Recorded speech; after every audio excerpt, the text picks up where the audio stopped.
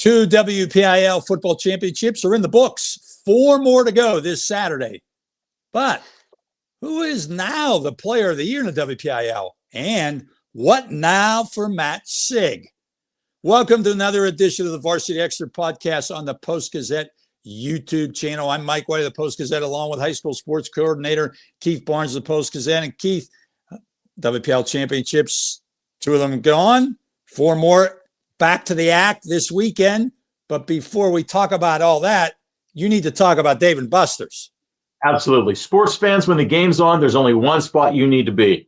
Dave & Buster's in Homestead. Catch every play on massive HD TVs, fuel up with fan favorites like wings and burgers, and keep the fun going with the latest games and ice-cold drinks. Whether it's happy hour, game day, or just a night out with friends, Dave & Buster's Homestead is where Pittsburgh goes to eat, drink, play, and watch sports. Proud sponsor of the Post-Gazette Sports WPIAL channel. Mike, the season's almost over, so let's talk a little bit about who we might see as Player of the Year in the WPIAL. It's kind of an interesting list right now. What do you see? Well, I think it was thrown for a loop this past weekend, Keith. And there are things that, what's the criteria for the Player of the Year? Well, I've always said it's up to each individual, but the Player of the Year is not necessarily the number one player. And I think going into this weekend, you probably would have said, it's probably maybe Keemon Spell. Definitely, he might be the number one choice. And you got to look at Matt Sieg. Also, I've got to look at him. Well, those 2 lost. And through the whole thing, I think up in the window, and I think there are some other candidates now, and it might still be one of them. Matt Sieg would be the career of the year. But there are some other candidates. I have some in my mind. I don't know what you think, but I think it's open. And I one good thing is you can see what happens the rest of the year. And I think that is needed right now. I agree. I agree with what you said about Keemon Spell. I think he's still the front runner, and it's going to take somebody to overtake him at this point in time. But you said there are candidates. Matt Sieg still has to be considered a viable candidate. Then you go to, say, Reston Lehman from Peters Township. Roman Thompson from Central Catholic. Deron Barksdale, what he's been doing at Steel Valley is just amazing. And then throw in Khalil Taylor from Pine Richland.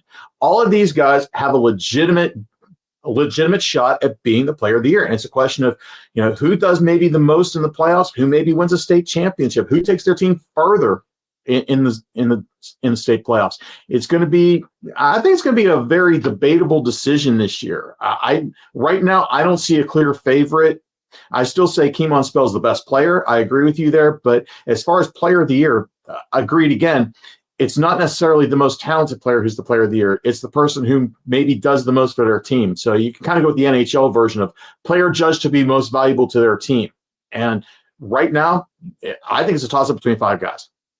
Well, I really like what Reston Lehman has done. And you were at that game Friday, and I'm telling you what, it's nice to look at a defensive player. Well, I mean, he also does some things on offense too, but he had a game.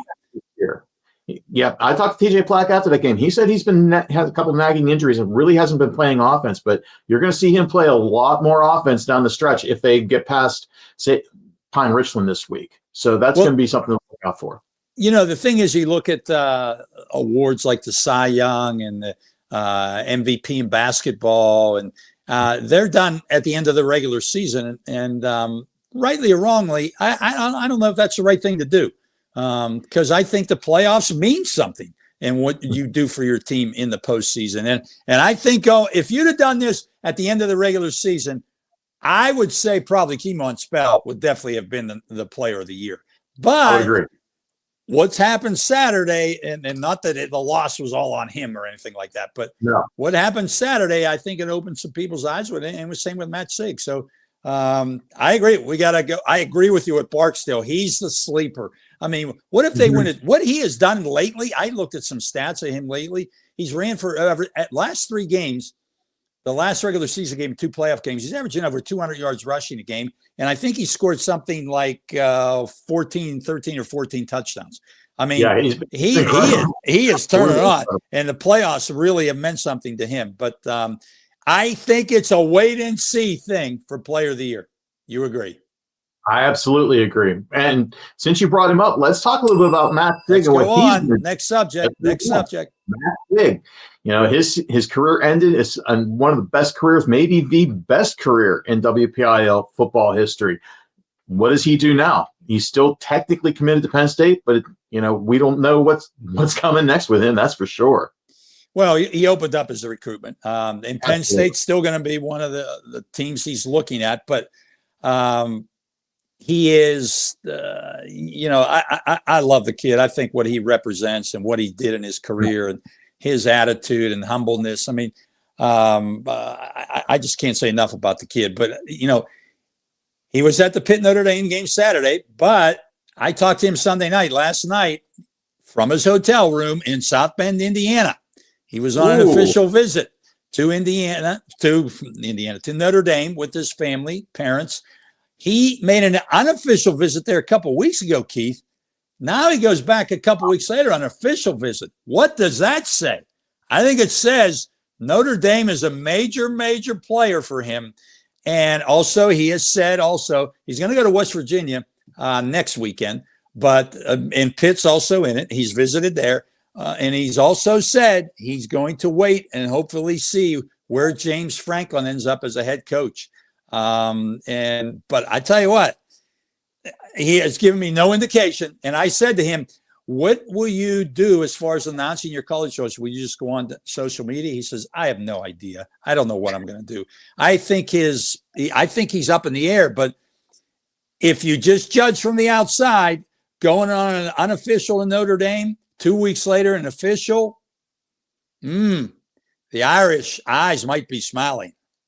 The Irish are also definitely in play for Keemon Spell too, so that might be something else to watch. If Sieg decides to sign, does he maybe reach out to Keemon and say, "Hey, come on with me"? So it's good. It's going to be interesting to see where these Penn State kids end up, especially Sieg and, like I said, Keemon Spell. So. Well, David Davis last week was a Penn State commit from Monte Christian. He turned around and committed to Bill Belichick in North Carolina. So wow. I know Penn State's making a big push for these guys. It'll be interesting to see if they hold on to them. It will be, that's for sure. Well, let's predict. Predictions should be interesting this week. Let's start off. Let's wait on the WPIAL playoffs. Let's do a little bit with the state playoffs first. And let's start in Class 6A. Central Catholic, in a rematch of the 2024 quarterfinals, they're going to go back to Mansion Park Stadium in Altoona. They're going to play State College again, a team that beat 42-19 last year. And the Little Lions have been, they've been kind of toothless against the WPIAL. They're only 2-13 against them all time in the state playoffs. So, Mike, how do you kind of see this game? State College always has a good team, Keith, and they're at this point so many years.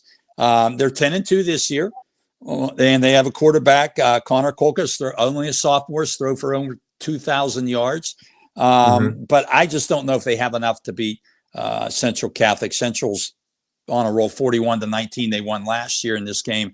And I will say this, I'm picking Central, but these people that think they got a clear run to the championship now, there's two teams in the East that are waiting to play the winner, and one of them is Harrisburg, and Harrisburg is really, really good. So it's going to be a tough hoe. It's going to be a tough road for Central Catholic these next couple weeks.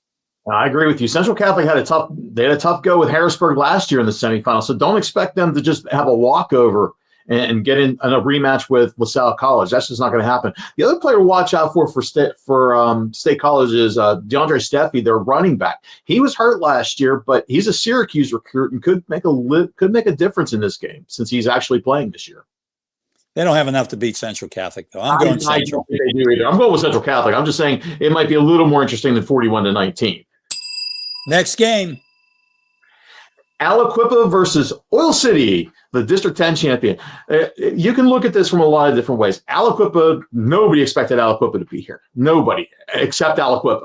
And kudos to Mike Warfield and the job he's done this year. And, getting Marcus Council back for the playoff run has just been a shot in the arm for the Quips. But they're going to the 4A state playoffs. And let's be fair about this. 4A has been the WPIAL's domain since 2018 when South Fayette lost. The first 3 years of Class 4A at the PIAA level, the WPIAL team, the WPIAL champion, lost in the quarterfinals all 3 years. Since then, it hasn't happened. And I don't think it's going to happen this year. Aliquippa's got way too much going in, and they got way too much momentum. Well, I would say this, and I agree with Mike Warfield. What a job he has done as the coach there. Doesn't have the longevity of some of these other coaches, but he's been one of the best. I mean, he's maybe had one of the greatest, 6-7 year runs of any coach in WPIAL history, maybe. Tom Nola, as far as victories, maybe was up there, but and what he's doing playing up in classification, shout out to him. Now the Quips, they play Oil City. So are they the Oilers still, or are they the Slickers? I don't know. I think the Oilers. Okay. All right. You know what? Last year, they had a kid named Ethan Knox that ran for 2,340 yards. And as a junior, he ran for 3,705 yards and broke Derrick Henry's national record for 400-yard games in a season. But he's not there anymore. Yeah. So he's gone. He graduated. And even with him there, I don't think they would have beat Aliquippa. And here's the thing about Aliquippa. Keith, being honest, hey, great job for them to win the championship.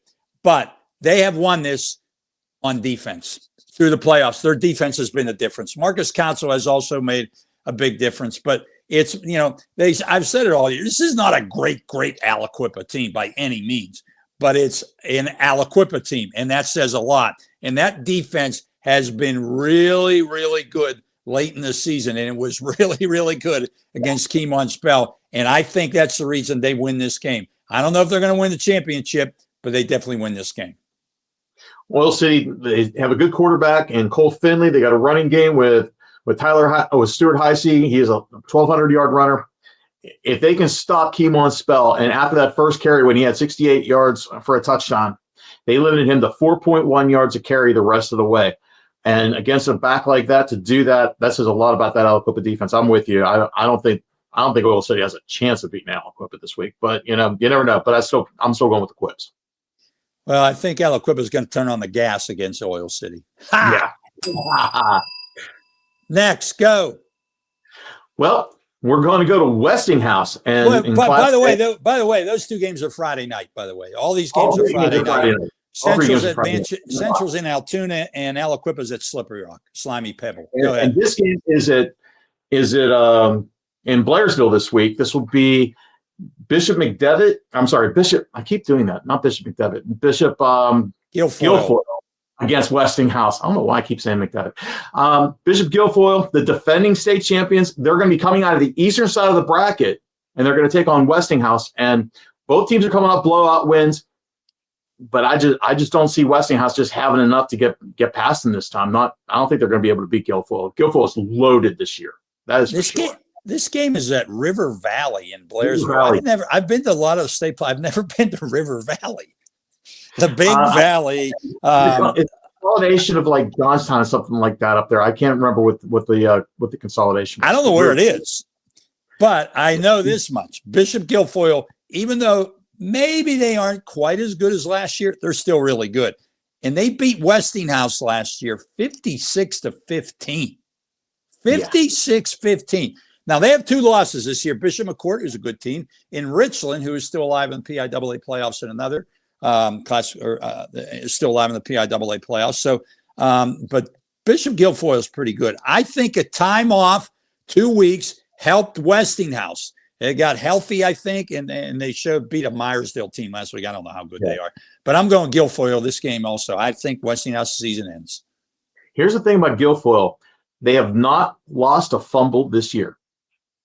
That's interesting. They've just not lost a fumble. They've had their quarterback's been picked off a couple of times, but they have not lost a fumble this year. So if Westinghouse is hoping to do what they did last week, which was have 3 returns for touchdowns, they might be a little bit hard pressed to pull that off. That's for sure. Well, I guess they'll never be in the job for the fumbler, will they? Ooh, no. No. Okay. Fumbler's apparently retired. All right. Now, he may come out of retirement someday, though. All right. Never... That is the first half of our show here on the Varsity Excerpt podcast here on the Post-Gazette Sports YouTube channel. We'll be back to predict who's going to win the WPIAL championships this Saturday at the AC.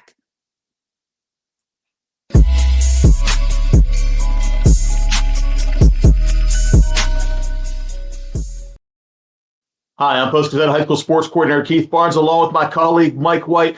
We're going to break down the 4 games this weekend at Acrisure Stadium, the WPIAL football championships. Let's open it up. Let's start off in Class 1A. Clarendon and who? Laurel? Laurel. Yes, Laurel. The Spartans are back in the finals for the first time since 1989 after the huge upset against Fort Cherry last week. First time the number 1 seed is lost in this classification in about 5 years. The last team to do it, Our Lady of the Sacred Heart beat Clareton a few years ago. I think it was 2021, if I'm not mistaken.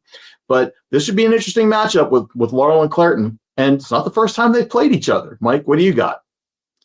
Well, Laurel has been to a WPIAL championship 3 times. 2 of the times was against Clareton. In 1989, they lost at Three River Stadium to Clareton 27-20. In 1980, they beat Clareton 14-12, and Big John Harrell, their running back, ran for 129 yards on 35 carries. He was their workhorse. The team gained. I did not cover that game. I did go to a championship in 1980, though. I went to the Seton LaSalle versus New Brighton championship game at Amber Stadium, and saw Rich Engel, Nick Merrick, and Seton LaSalle players smoking cigars in the outside the locker room after the game. I don't think it would happen now, but it was okay back then. That was Tom Donahue's team. He was the coach there. Yep.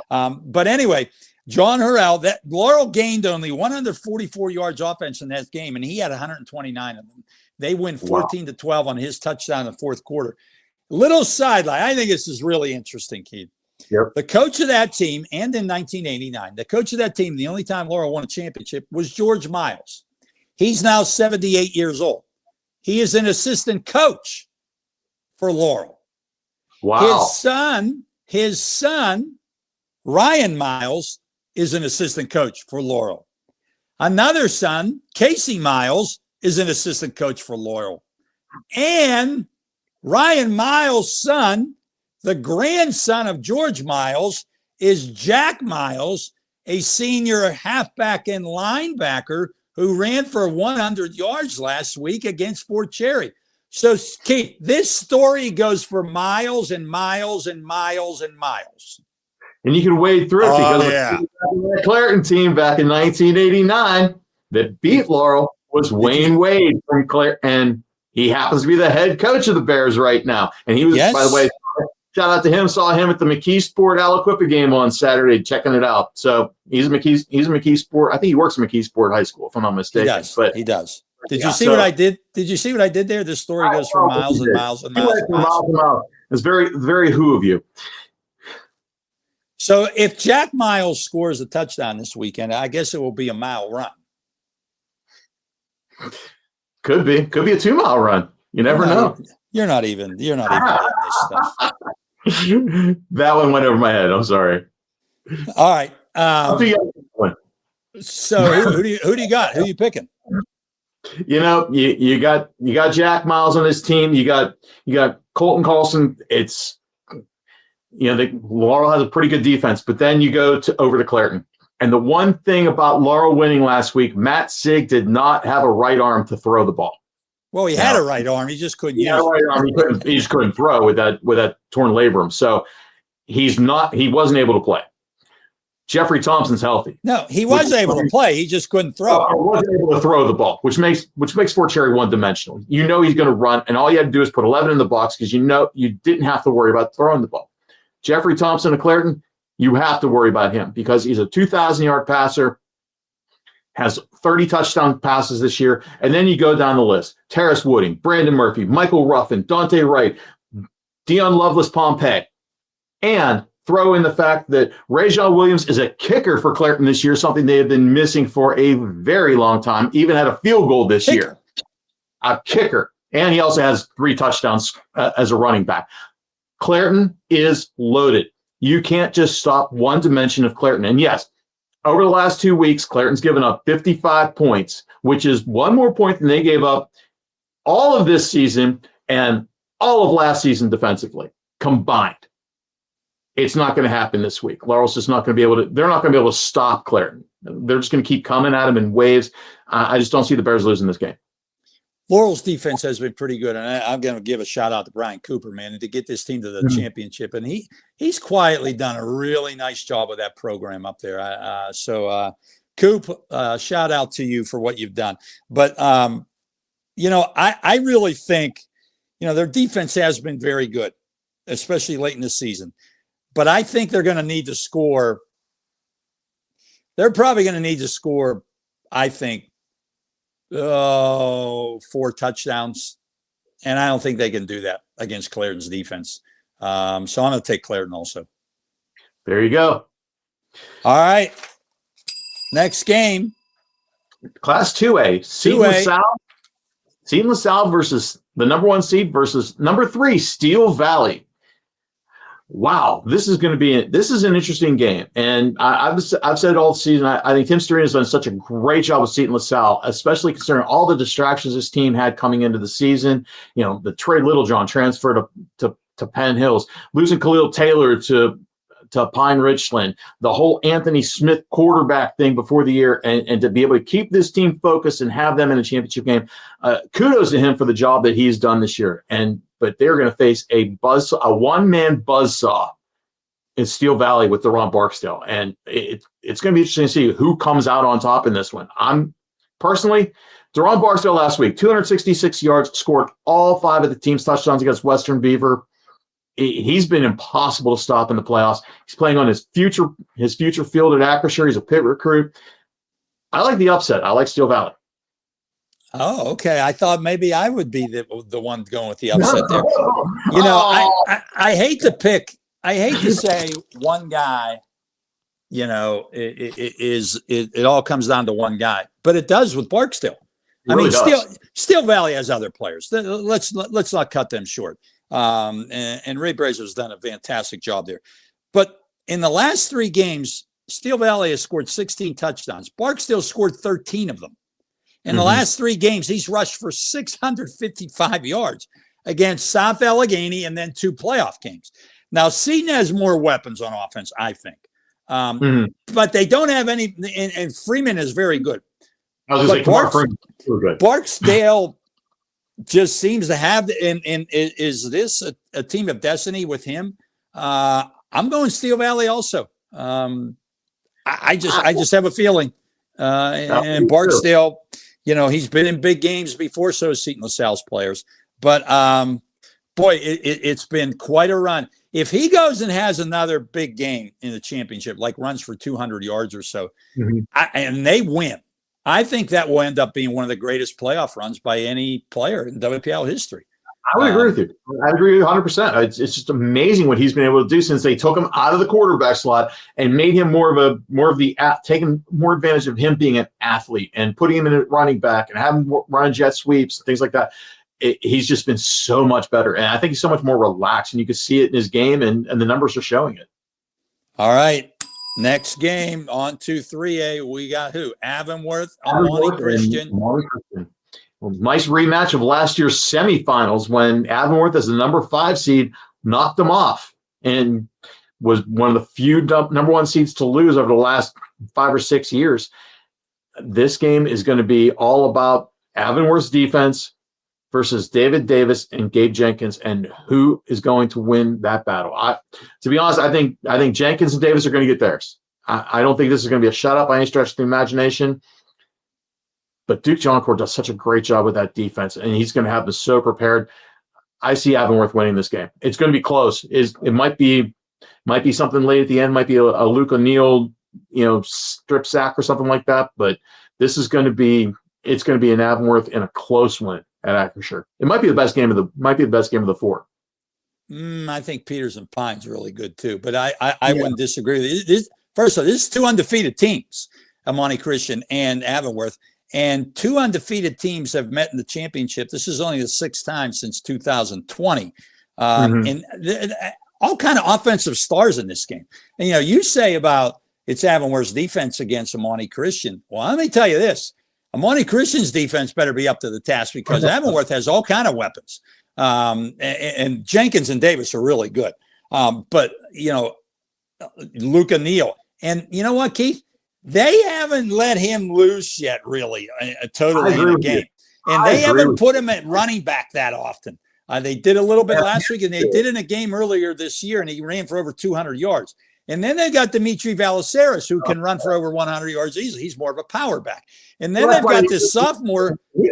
They've got this sophomore, Jared Jones, at receiver, who doesn't catch a lot of passes, but when he does, they go for a lot of yards and touchdowns. Yeah. And he made a catch last week. Honest to God, it looked like Lynn Swan's catch in that Super Bowl in '77, where he tipped the ball and he was falling down and he caught it while he was falling to the ground. I didn't. I said to the guy in the press box next to me, that looks like Lynn Swan in 1977 Super Bowl. So Avonworth has a lot of offensive weapons also. So the key for this game is the defense. Carson Bellinger's thrown for almost 2,000 yards. So the key for this game is going to be these teams' defenses because there's going to be a lot of pressures. And I think as good as Jenkins and Davis are, Avonworth might have more weapons offensively. And because of that, I'm going in a close one. I'm going with Avonworth. I've already said I'm going with Avonworth as well. I can't go against Duke Junkhorn or what he's done with this team, and to have him in overtime in that state championship game last year, this team has been hungry and they can smell another run, and I can just see that happening. So, and plus they did beat them last year. So, last one, here we go. I say the granddaddy of them all because it's the last one on Saturday night at 8:00 at Acrisure. By the way, Avonworth, I liked what they were saying after that game last week. Back to the ACC. Back to the ACC. This is their fourth straight trip to the championship. Peters Township and Pine Richland, this is their third year in a row they're going to meet for the championship. And Keith, this is only the third time in WPIAL history that teams have played for a title 3 years in a row. Aliquippa South Fayette did it, and Central North Allegheny, this is the fourth year in a row they played for the title, and now these guys. So what do you think? Wow. I'll tell you what, last week kind of opened my eyes a little bit as far as this goes. What Peters Township's defense was able to do against Upper St. Clair. And those two teams played close, and a lot of people thought that Upper St. Clair should have won the first meeting between those two. And Peters Township's defense was just dominant. They took Ethan Hellman completely out, literally took him out of the game. Hopefully he's doing well after he got his bell rung in the third quarter of that game. But they had 9 sacks, had constant pressure on him. Rustin Lehman with 3 sacks. And it wasn't, and Lucas Shanafel coming in from the outside, that forces that line to come out and push up against them, and it let guys come right up the middle against Hellman as well. It's going to be interesting to see what happens with Peters Township against a Pine Richland offense with Ubi Strader, Khalil Taylor, Jay Timmons, and Mac Miller's back as the running back. So this is a really evenly matched game. I agree with you. It's going to be a slugfest. I think the defenses are going to be tested. I took a lot last week from Nolan DeLucia for picking against Peters Township against Upper St. Clair. So, Nolan, this one's for you. I'm taking Peters Township to win. Wow, I'm surprised you did that. Wow. I mean, everybody up until last week, I didn't know anybody that was not picking Pine Richland. And I understand why. Keith, they've got weapons really everywhere. Here's what I think a couple keys to this game are. Number one, protect Nolan DeLucia. Peters Township lost 2 offensive linemen, 2 starters in the last few weeks to injuries, and they're done. They're a little beat up on the offensive line. And last year, Nolan DeLucia was running for his life everywhere. I mean, Pine put all kind of pressure on him. They were beating him up. So they've got to protect him. Another key, I think, is the secondary of Peters Township. How good are they? Can they stop big plays from Khalil Taylor and Jay Timmons and Ubi Strader?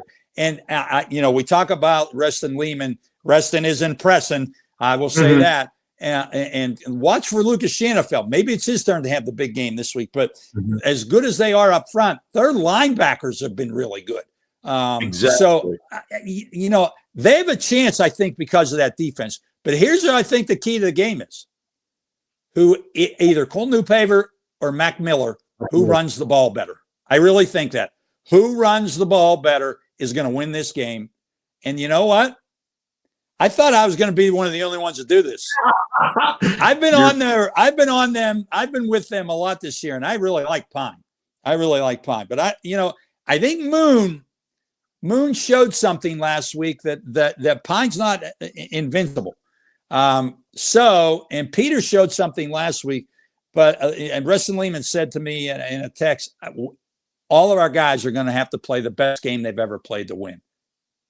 And they will. Peters Township, Mike White's going with them. I can't believe we're agreeing again. What is it with us? I don't like agreeing with you. It's no fun. Because I usually don't agree with you on anything, including that shirt you have on now and everything. Hey, the game is this week. Go Harvard. All right, that's it, right? That's it. That is our Varsity Extra podcast this week, sponsored by Dave & Buster. We'd like to thank Dave & Buster for their sponsorship. Please follow us on the Post-Gazette Varsity podcast or Varsity channel on YouTube and on Spotify. And for Mike White, I'm Post-Gazette High School sports player Keith Barnes. We'll see you next week after the WPIAL championships and previewing the state tournament.